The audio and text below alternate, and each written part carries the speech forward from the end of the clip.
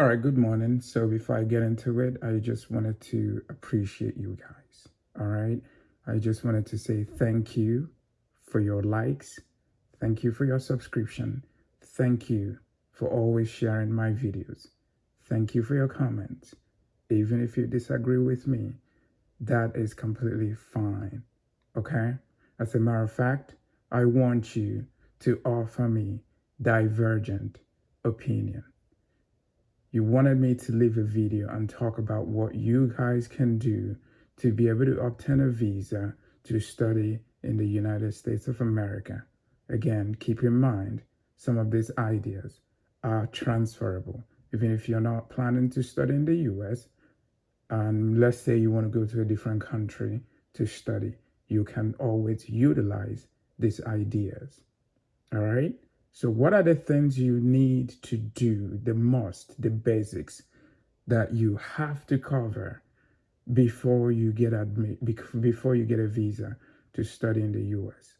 For me, number one, you have to get admitted into a university or college in the United States of America. So when you get the admission, the school is going to issue you what we call an I-20. It is that I-20 that allows you to go to the US Embassy to apply for a visa. So again, you get admitted into an American college or university. They issue you an I-20. You make an appointment. On your day of appointment, you go with your I-20 and order supporting documents that I'm going to talk about. And that is how you interview for your visa to come to the US. Okay? So, number one, you obtain admission into one of the universities here in the United States of America, even if it is outside the US in a different country. The same thing is applicable. Number two, you have to show proof of funding. This is imperative. So you're going to study in the US, you're going to have to convince the consular officer that you have sufficient finance to be able to handle the cost of your education. How do you do that? You are going to have to show an active bank account. How much should be in the bank account is completely dependent on the school of your choice. So, for example, if you want to study at a community college, it's much cheaper, right? Compared to, let's say you want to go to an Ivy League university, for example, University of Pennsylvania, or Harvard University, or Yale, or Princeton, or Stanford.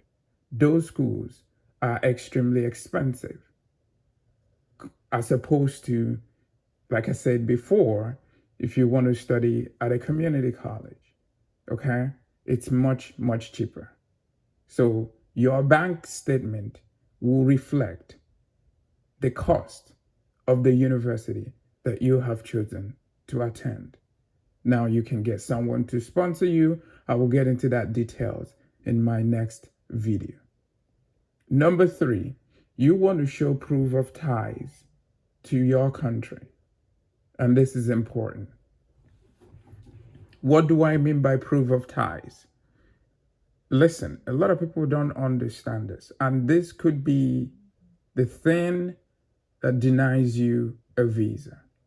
The idea of an American student visa is not for you to come to the US and retire in the US. The idea is that they are going to give you a student visa to come to the US, you acquire an education, and you go back to your home country and implement or utilize what you have learned. So proof of ties means that you're going to have to convince the person who is interviewing you that you have the intent, okay, that you really intend to come back after your education?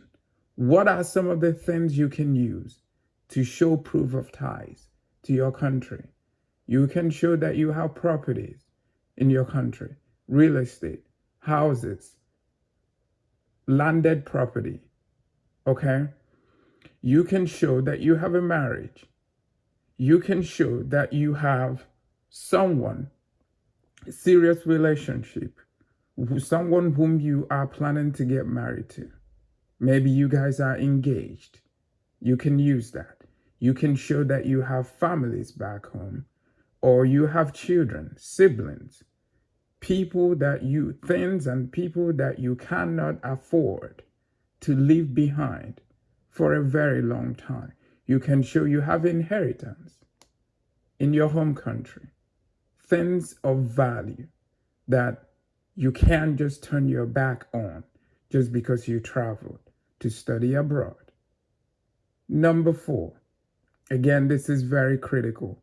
You have to know the school that you plan to attend. You also have to know some of the basics when it comes to the country that you plan on moving to. I have witnessed someone get denied a visa because they wanted to come to the US, and they were asked a very simple question. Since you're going to the US, you are going during the January period. The January period is arguably one of the coldest periods in the calendar year in America. That's when you have lots of snow. The weather is really, really cold. So this guy was applying to come to the US. He was interviewing before me. So I had the privilege of listening to some of the questions that they were asking him. So he was coming to the US for vacation during the winter time. Okay, that's a little ironic. Now, that's not to say that you cannot travel to a country that is cold at that time of the year. That's not what I'm saying. But the consular officer asked him what the weather was like around that time. He couldn't explain. And I think at that time there was heavy snow, okay? Blisters of snow around that time. And for the consular officer, he just did not do a good job of explaining the weather situation. Now you might find it a little ridiculous, but it's well within their right to make the judgment, to make the call. So they just wanted to hear from him if he had an appreciation of what the weather was like. Because normally, when you're going on vacation, you want the weather to be warm and nice. And he just could not answer that question. So that's very important. You need to know some of the basics. You don't have to be perfect, but you need to know some of the basics when it comes to the place you're studying. For example, my school, I was asked what was the mascot of my school, what was the motto of my school. Okay, so you want to do at least some level of research regarding your school. Another thing I did not put in this list is also the course that you want to study. You want to be able to explain to somebody why you want to get a health degree from the US instead of from Nigeria. Okay? That's when you go into basically comparing the two educational systems, what they have in common and what makes one superior, right? So the bottom line and in conclusion is that you really have to do some research regarding the school you want to attend, the course you want to study, the country that you are traveling to. And there's another thing that I would like to talk about. So if you can contact me, that would be wonderful. All right.